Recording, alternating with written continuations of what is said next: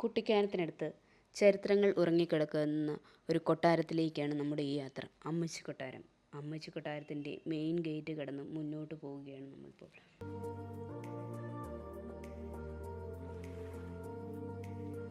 ഒരു famous tourist place ഒന്നുമല്ല, എങ്കിലും ഒരുപാട് വിനോദസഞ്ചാരികൾ ഈ കൊട്ടാരം കാണാൻ എത്താറുണ്ട്.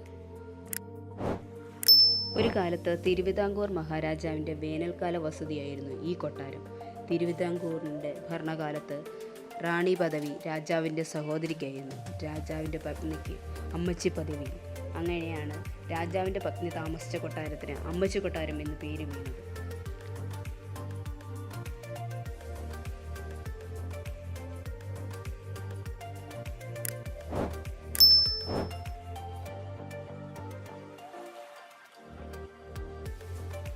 കൊട്ടാരത്തിൽ ധർമ്മലിംഗം എന്നൊരു കാവൽക്കാരനുണ്ട്. അദ്ദേഹമാണ് കൊട്ടാരത്തിനെ പറ്റി നമുക്ക് പറഞ്ഞു തരുന്നത്.